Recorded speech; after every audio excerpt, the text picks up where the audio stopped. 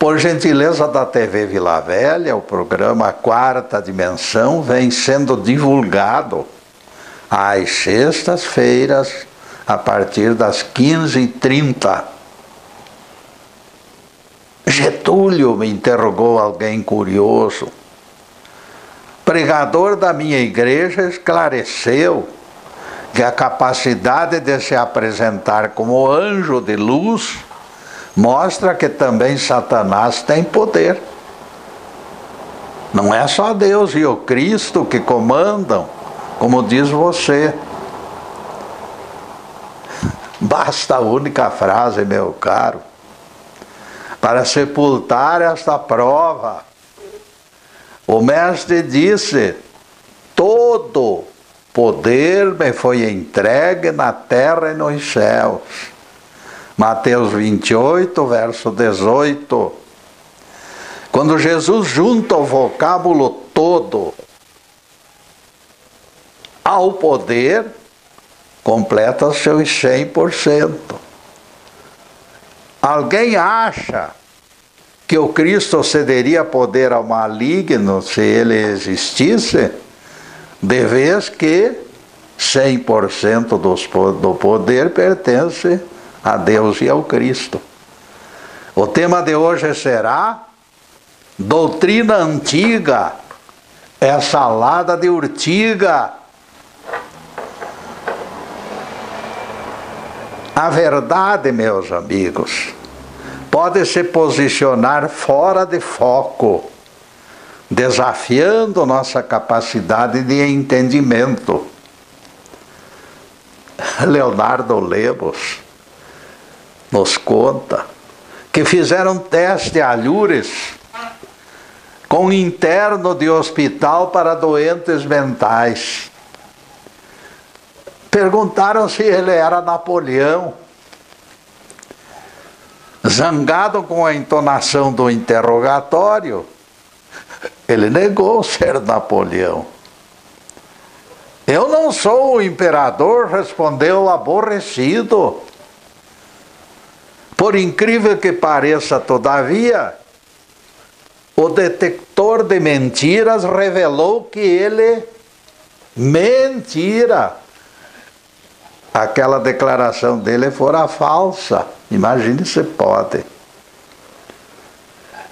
O detector de mentiras mostrou que ele estava ligado estreitamente à figura de Napoleão Bonaparte. Para todos os efeitos, ele tanto acalentava na consciência a realidade de que era Napoleão, ao ponto de mascarar dados errôneos dentro da máquina. Ele negou tão somente para confundir os arguidores. Percebam o drama. Na sua mente, ele era Napoleão. Na realidade, ele não poderia ser Napoleão. E quando negou o que fosse, o chamaram de mentiroso. Veja o drama. O fato é que o detector de mentiras leu o que no cérebro dele se continha. A imagem criada na mente distorcida pela doença influenciara as reações, do detector de mentiras. O revelador fora programado para interpretar reações de quem fala sério ou profere falsidades. Deu zebra, pois o moço não poderia ter declarado algo contrário ao contido em sua mente. Pela sua realidade mental, ele era Napoleão. E o detector de mentiras produziu laudo de acordo com tal aceitação mental. O fato constatado não poderia ser outro. É aquele aspecto da verdade que nós apontamos agorinha mesmo. Aquela falsa verdade desfocada e sem alicerces. Se nós seguíssemos a teologia cristã, sem os necessários reparos, seríamos constantemente incomodados pela verdade fora de foco. Existem doutrinas que não suportam simples questionamentos. Elas são contraditórias, incoerentes e perturbadoras. Eu tenho escutado pregadores garantindo que Satanás não se aproxima dos membros de suas igrejas. Vejam só. De tal forma, tais confrades são refratários aos malignos, que os malignos passam longe deles, na opinião destes líderes. Com medo deles, salientam inúmeros donos de igrejas por aí. Eles estão protegidos em grau forte, tão forte que o espírito maligno não ultrapassa distanciamento de 50 metros. Satanás não pode chegar perto daqueles que aceitam Jesus, dizem outras figurinhas igualmente descompromissadas e incoerentes. E o dito dos galalaus se transforma em autêntica verdade fora de foco, quando a pregação deles é entregue ao analista correto e sério. Pela Bíblia, a verdade fora de foco aparece inteirinha. Aquele maligno da tentação no deserto, a tentação de Jesus no deserto, além de se aproximar do mestre, o carregou para cima e para baixo, como se Jesus fosse boneco. Onde terá ficado ou chega para lá do nosso rabi, quando aceita tamanho atrevimento do espírito das trevas? Jesus se entregando ao espírito das trevas para que ele o levante e o carregue? Qual a razão desta inexplicável invasão de privacidade? Diz o Evangelho de Marcos.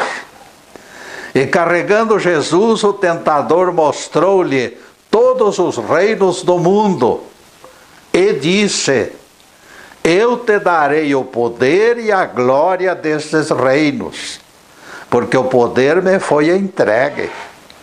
Lucas 4, versículos 5 e 6. Isto é que diz a letra da Bíblia. Para nós que nunca admitimos demônios na caverna da tentação, este trecho sempre nos ajudou na interpretação do imbróglio. Vejam que o tentador contraria doutrinas de proibida aproximação e divulga mentira grosseira dentro do texto. Ele promete para Jesus: eu te darei todo o poder e a glória destes reinos, porque este poder me foi entregue. Lucas 4, verso 6. Sendo Satanás o símbolo virtual da mentira, sua própria existência é falsa. O seu aparecimento revestido de poder define o texto como letra mortífera. Desta forma, nós o aceitamos como letra mortífera. O papel aceita o símbolo, mas Deus quer apenas a verdade. Quando alguém maquiavélico criou lenda de Satanás, infelizmente o caminho ficou livre para controvérsias e confusões. Esse Satanás deles aí é o rei das confusões e do caos. Pouca coisa se aproveitaria se insistíssemos em explicar, se a lucidez do intérprete não eliminasse a letra mortífera. Sem a letra mortífera não tem jeito. Getúlio, me disse alguém, você não estranhou o silêncio de Jesus diante da mentira deste Satanás que se diz beneficiário de poder? Eu respondi, dá para perceber, amigo, quanto essa interpretação falsa arrasta a verdade para fora de foco. Entendimento desse tipo tem sido base para a não aceitação do que realmente aconteceu naquela caverna. Se o espírito das trevas inventado pela teologia estivesse lá, Jesus o teria desmascarado no mesmo instante. A ausência de tal procedimento mostra que não existia lá maligno algum. Afinal, o salmista falara com enorme clareza. Uma vez falou Deus, duas vezes eu ouvi. Todo poder pertence a Deus. Salmo 61, verso 11. Como pode a entidade das sombras declarar-se poderosa, se a Bíblia diz que o poder inteirinho, 100%, todo o poder pertence a Deus e ao seu Cristo? O silêncio de Jesus diante da mentira mostra versão diferente. Ali não está a verdade pura, ali está um símbolo, ali está uma palavra que não se pode confiar totalmente. O texto é simbólico em síntese. O silêncio de Jesus mostra inexistência de qualquer espírito maligno dentro daquela caverna. O mestre não perderia ocasião de repudiar a mentira. Se Jesus permaneceu calado, a verdade se define pelo seu silêncio. A sabatina se processava na esfera íntima do Nazareno. A natureza humana assumida pelo mestre lutava para prevalecer nas decisões futuras. A tentação do deserto, meus amigos, não passou de atrito entre as duas realidades. Jesus, corpo espiritual, versus Jesus, corpo físico. A parte física, cérebro e mente, reivindicando benefícios. A parcela espiritual inteiramente voltada ao cumprimento da missão. E neste ponto, caríssimos, nós vamos fazer a primeira interrupção do programa para os comerciais do canal, mas é um instantinho só. Daqui a pouco estaremos de volta. Obrigado.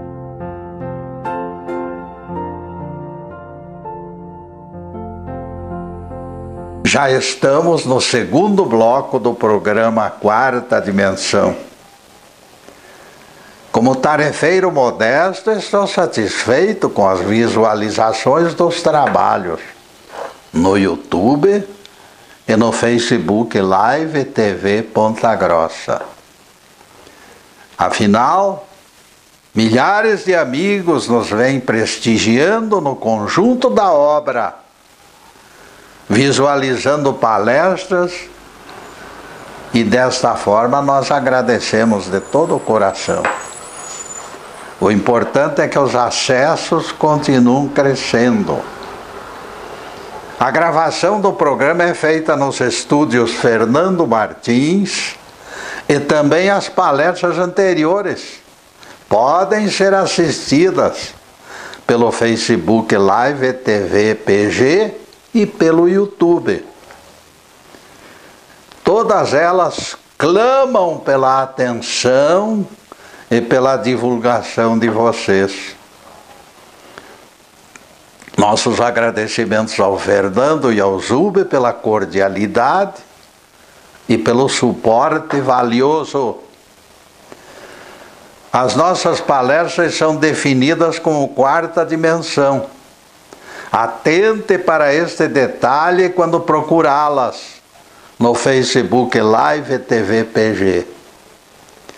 E agora voltaremos ao tema Doutrina antiga é salada de urtiga.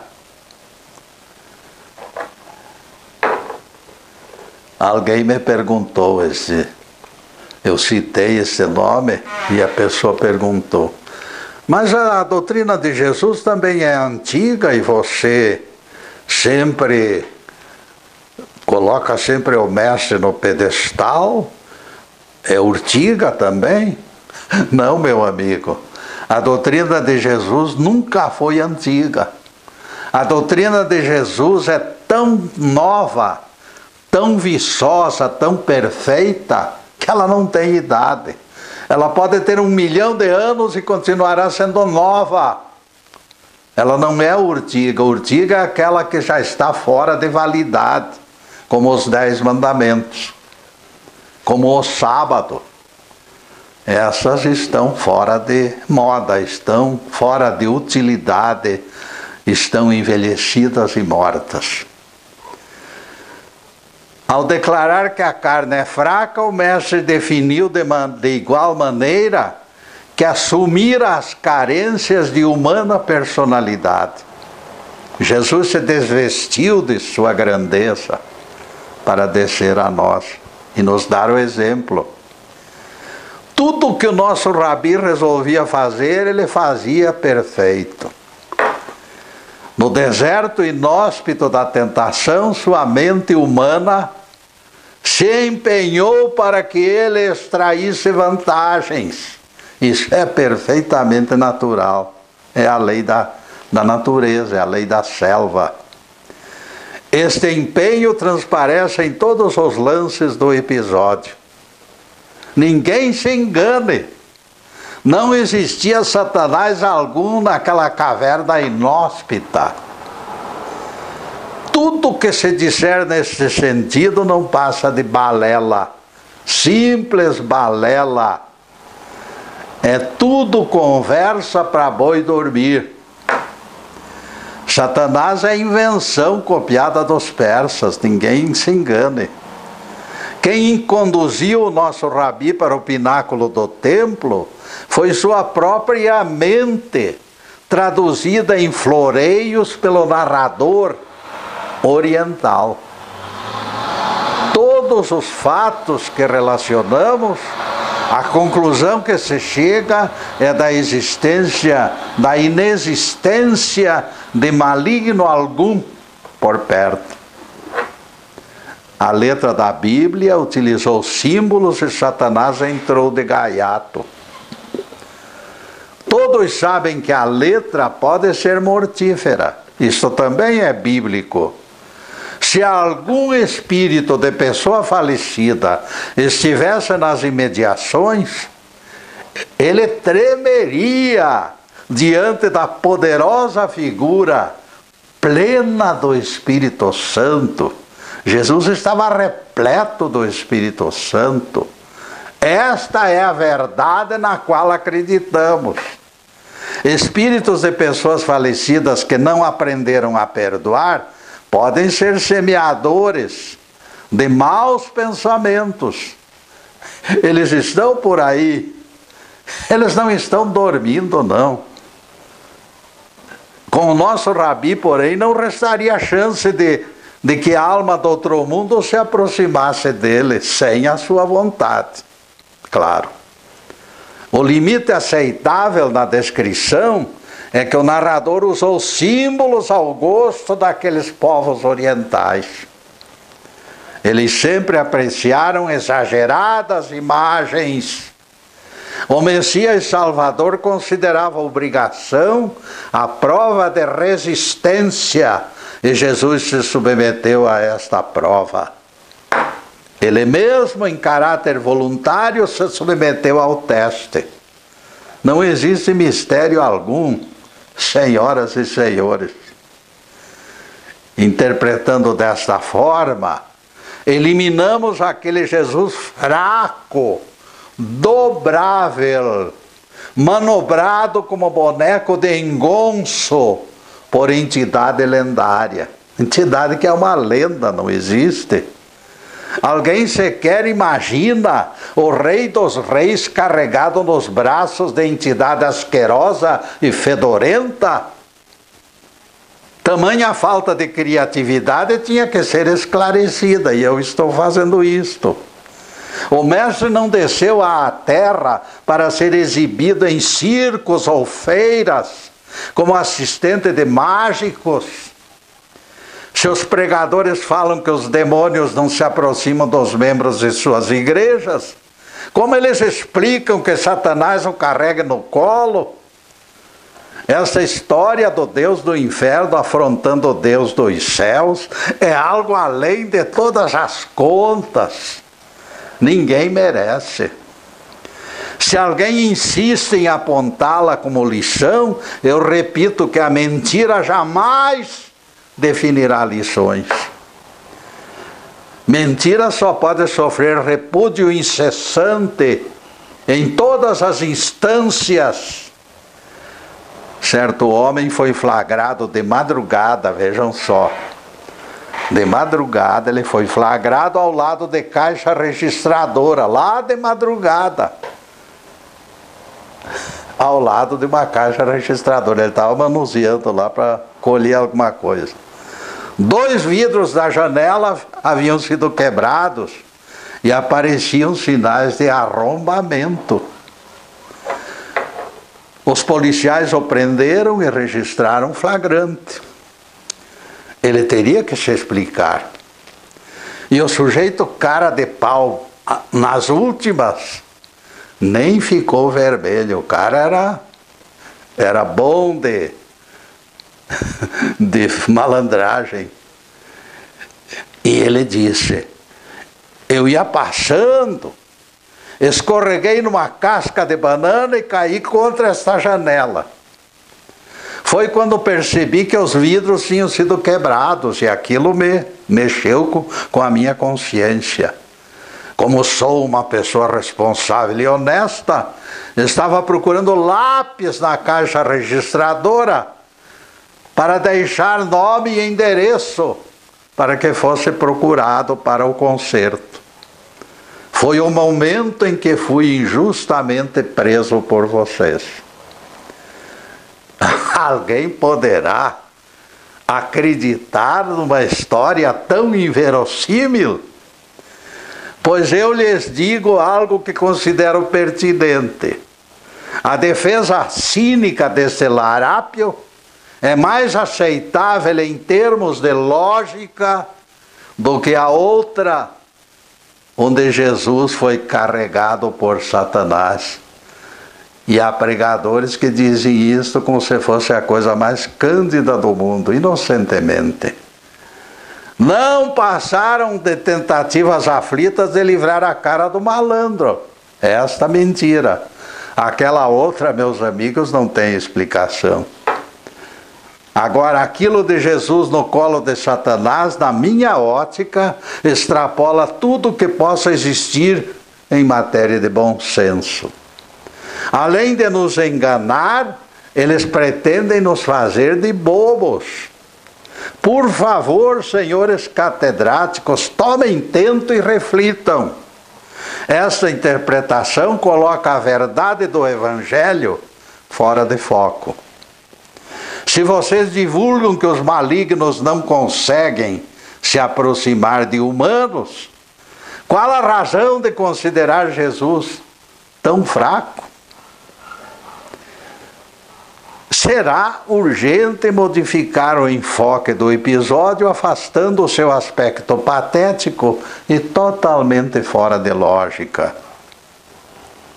Vejam que a Bíblia, naqueles pontos em que se choca com a realidade, está emitindo sinais de alerta.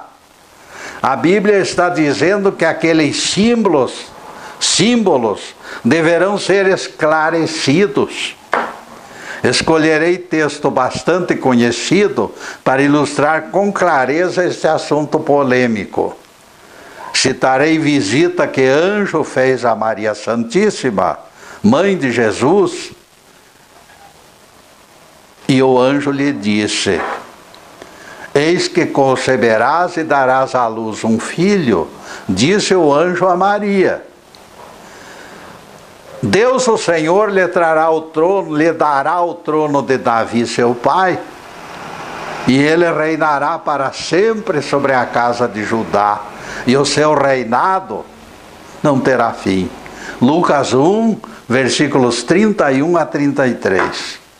Pelo texto, o anjo diz que Jesus ocuparia o trono de Davi. E a história conta que os descendentes de Davi crucificaram Jesus. Ao invés de trono, nosso rabi recebeu coroa de espinhos e cruz dos descendentes de Davi. E a história conta isso, meus amigos. A Bíblia estará errada por isso? Não. Estão errados os intérpretes que consideram as promessas do anjo pela letra mortífera. Que não consideram. Eles confundem a verdade contando histórias fantasiosas. Não estariam errados se os intérpretes se considerassem as promessas do anjo pela letra mortífera? Intérpretes da Bíblia que violarem a lógica terão que ser contidos, ou se transformarão em verdadeiros semeadores de descrença.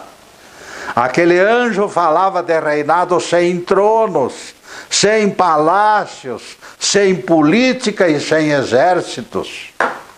Aquele anjo falava de reinado puramente espiritual. Este é o sentido do texto, mostrando que devemos ter cuidado com imagens simbólicas. E neste ponto, caríssimos, nós vamos fazer mais uma pequena interrupção no programa para os comerciais do canal. Mas é um instantinho só. Daqui a pouco estaremos de volta.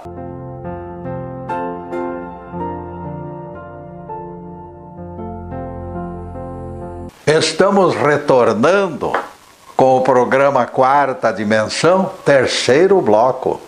Comandar a reencarnação de alguém que já ofereceu provas de fortaleza e coragem deve ser tarefa agradável ao coração de Deus. Atento a experiências de vidas anteriores, quando Jesus precisou de alguém para a missão especial, Jesus, Deus, o Cristo, quando precisa de alguém para a missão especial, eles próprios escolhem o elemento certo. A Bíblia nos revela com bastante clareza. Quando Jeová revela a sua intervenção para que Jeremias reencarnasse. Vejam só, Deus destacou Jeremias para o seu serviço. Ele o admitiu antes mesmo de que Jeremias existisse em semente. Não existia nem semente e ele já declarou isto. Disse Jeová para Jeremias, vejam as palavras: antes que te formasse no ventre materno, eu te conheci. E antes que saísses de tua madre, te consagrei e te constituí profeta. Jeremias 1, verso 5. É possível alguém que não é nem semente e Deus já o conheceu? O que isso significa? Significa que Jeremias já dera o valor do seu trabalho, do seu caráter, da sua potencialidade. Não existe argumento que anule esta verdade. As palavras de Jeová, antes que te formasse no ventre, significa algo anterior à concepção. E nós caímos então nesta necessidade de provar as coisas com as vidas renovadas através do renascimento. Segundo teoria de vida única, Jeová não poderia proclamar méritos para 0 tarefas. O livre-arbítrio teria sido violado, se assim fosse. Depois do pinguinho de doutrina, ou lições, como quiserem, voltaremos ao tema de hoje. Doutrina antiga é salada de urtiga. Vejam que os próprios seguidores de Jesus se equivocaram, apostando na instalação de reinado, baseado nas palavras daquele anjo que falou com Maria.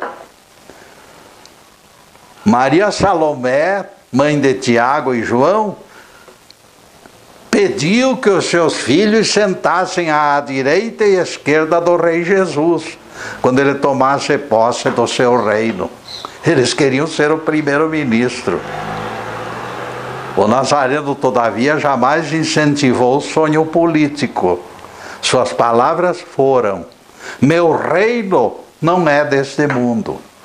O texto, porém, sugere reino político de raízes mundanas, que nós temos que desprezar, porque isto aí não tem nada a ver com o Evangelho. É a razão que recomendamos cuidado aos estudiosos da Bíblia.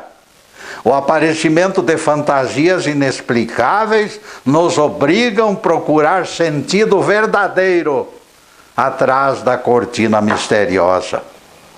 Jesus ocuparia o trono de Davi? Opa! Será oportuno esclarecer, amigos. O trono de Davi só existiu 1000 antes do Cristo. E isso terá de ser explicado por eles. O mestre é nosso rei, mas isto acontece apenas na esfera mística. Depois da multiplicação de pães, tentaram coroá-lo rei. Jesus escapou deles pressuroso, recolhendo-se a recanto afastado. Reino fora de época, pois, não passou de verdade fora de foco. Teremos que nos manter vigilantes e cautelosos. A Bíblia está repleta de parábolas. A nossa exposição de hoje, por exemplo, foi direcionada para iluminar pedaço cinzento do Evangelho. Eu citei a letra do texto e todos ficaram um pouco à vontade. Vocês viram. Satanás carregando Jesus no colo. Opa! Isso não pode ter acontecido, desabafa o Crispim dos Anjos, extremamente aborrecido. Não pode mesmo, eu confirmo. Confirmei a negativa do Crispim. Essa reação representa inconformidade daqueles que amam o nosso Rabi e não admitem sua submissão completamente fora de propósito.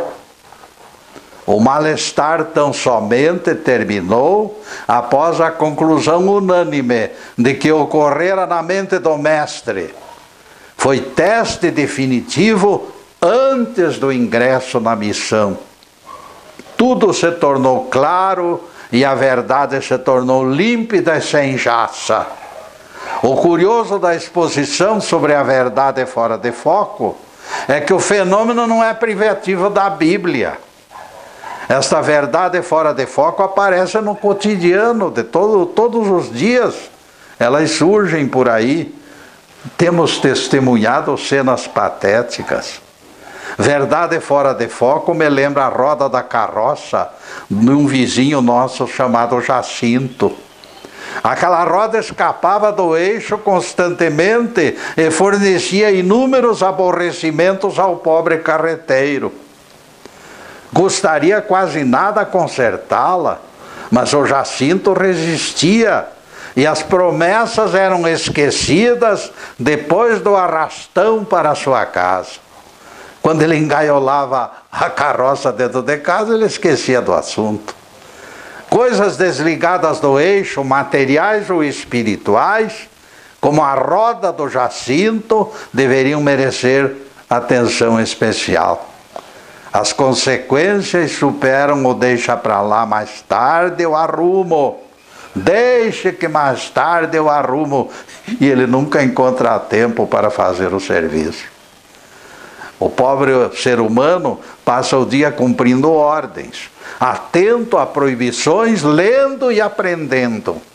Conserve a direita, recomenda a faixa no canteiro da rodovia. Arraste o cachorro para o canil, comanda a sua mulher, logo que você pisa no primeiro degrau da escada. O cobrador do ônibus enérgico aglomera os passageiros na parte traseira do veículo para agradar o patrão. Espremendo cada vez mais, o lucro ficará maior. É o brado nervoso do cobrador de ônibus. Aparece gravura com as seguintes palavras: a nossa empresa cresce quando o usuário colabora. E os preceitos continuam martelando a nossa paciência. Não pise na grama, recomenda o jardineiro. Reduza a luz do carro, jogue o lixo no cesto, não fume. E uma série infinita de coisas nos agregando e nos disciplinando. Não pare nesse lugar, nem use buzina nessa região de segurança do quartel. A verdade fora de foco aparece de repente. Alguém recomenda ajuda aos deficientes visuais e, ao mesmo tempo, acumula obstáculos na vida deles. Na mesma mídia que enaltece pratos gordurosos, o seu corpo é enquadrado como uma aberração, originário da gula.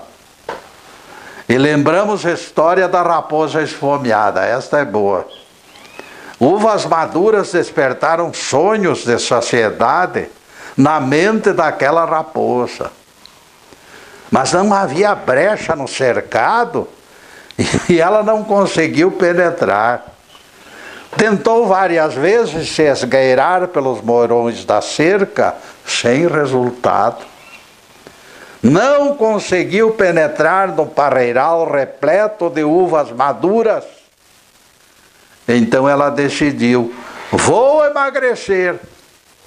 E a raposa assim fez. Permanecendo durante muitos dias sem nada comer, a raposa ficou magrinha, que dava pena de ver. Então ela penetrou naquele paraíso encantado. Esgueirou-se para dentro do cercado e avançou na regalada abundância de uvas. Resgatou todo o sacrifício dos dias de jejum, comendo até se empanturrar. O bichinho ficou durante muitos dias naquele nirvana abençoado, se alimentando incessantemente, sem parar. Depois da saciedade, porém, temendo os donos do vinhedo, a raposa resolveu voltar ao mundo dos homens. Já era tempo. Magrinha, ela passara fácil para dentro.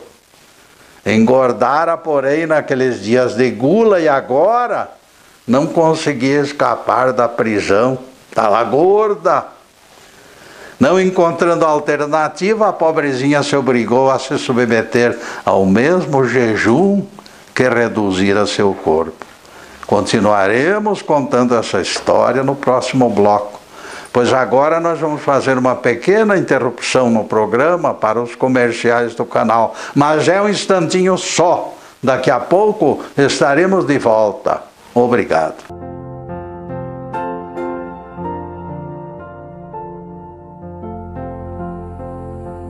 Passaremos agora ao último bloco do programa Quarta Dimensão. Para a próxima sexta-feira já estamos preparando novos assuntos para explicar Bíblia e especialmente os Evangelhos. Em seguida, os últimos questionamentos sobre o assunto em estudo. Doutrina antiga é salada de urtiga. Foi mais difícil e mais doloroso fazer jejum no meio da fartura, meus amigos, já pensou? Aquele enorme pedaço cheio de uvas maduras e não poder comer. Mas não havia outro jeito. Somente dias depois a raposa conseguiu escapar, quando seu corpo virou pele e osso. Olhando para o vinhedo, ela se lamentou contrariada.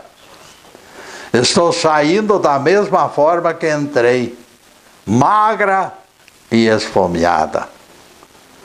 Esta é outra verdade fora de foco. Depois dos excessos, a correção nos pune. E lembramos saudosos os bons tempos de alimentação equilibrada. Levados pela gula, comemos em excesso e somos obrigados a passar fome para escapar do parreiral onde fomos aprisionados. Para a saúde do corpo e do espírito, melhor será disciplinarmos os nossos apetites. Esta é a verdade pura e perfeita, dentro do foco. Aquela raposa aprendeu a lição a duras penas. O fato, meus amigos, é que nós vivemos na corda bamba. É urgente aprendamos a entrar no parreiral pelo portão da frente, para que possamos extrair tranquilos pelo mesmo lugar. Ciladas existem para confundir incautos. Armado de cautela, porém, você continuará no rumo certo. Você é convidado a fazer dívidas para pagar o carro e, ao mesmo tempo, a mídia recomenda a economia. Durma com barulho deste, se for possível. É advertido a socorrer flagelados, a lamentar a triste situação dos árabes expulsos de casa e lastimar africanos que passam fome.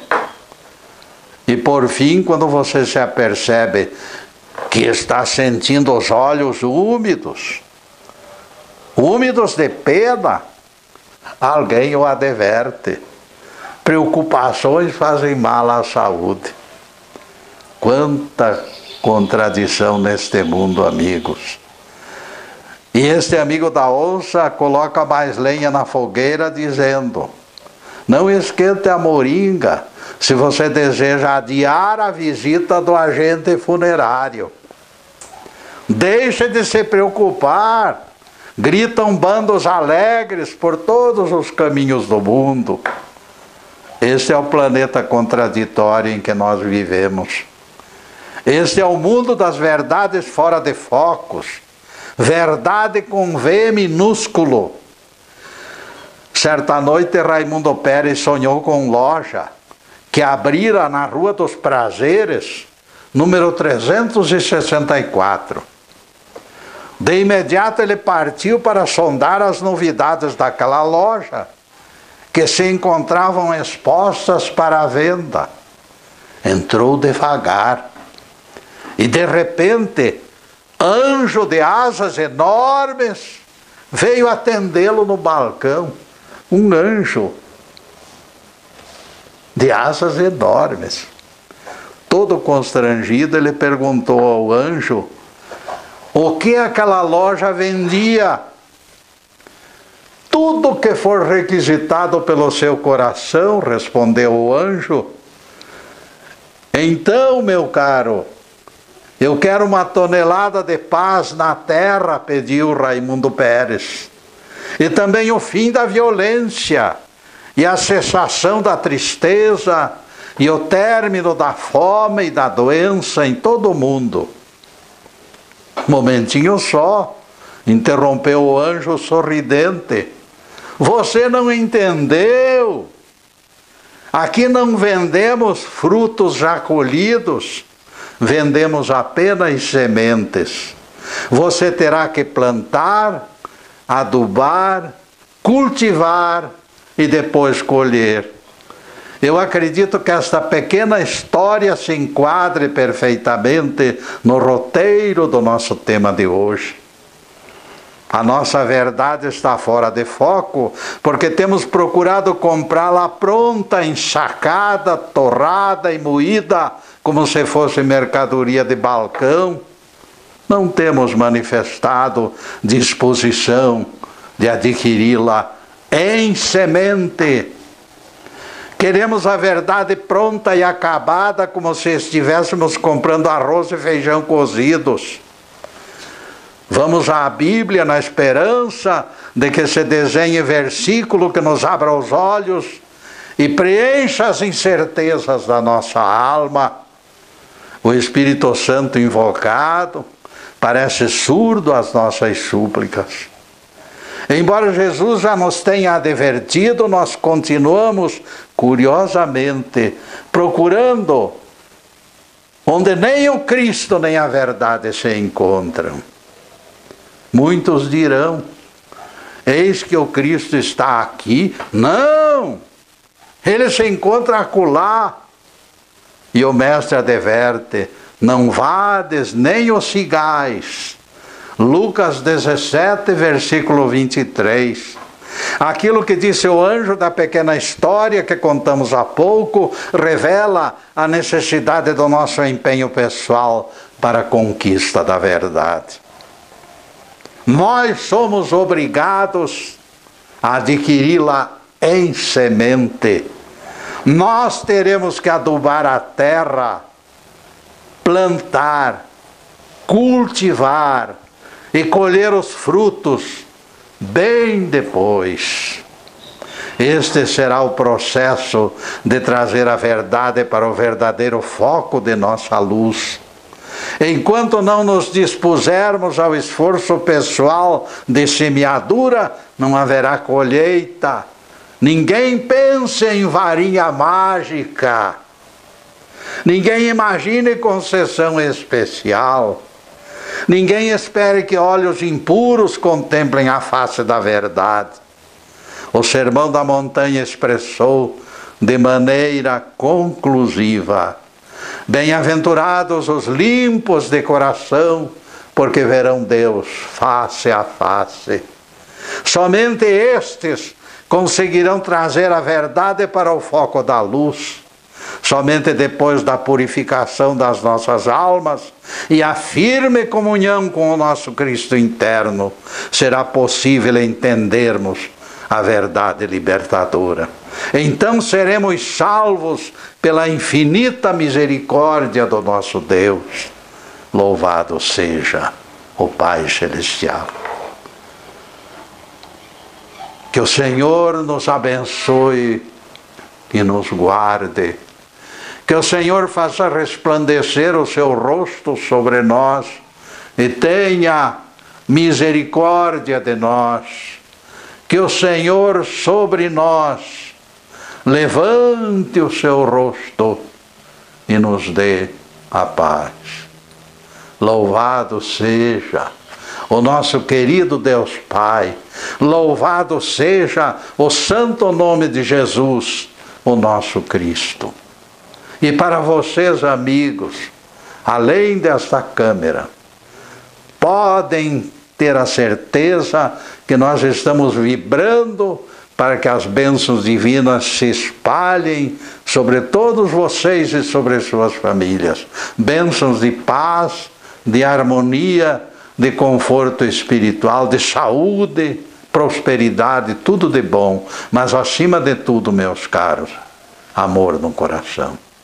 Porque o amor é a revelação de tudo que já foi feito em todo o universo. Muito obrigado, meus amigos, e boa tarde.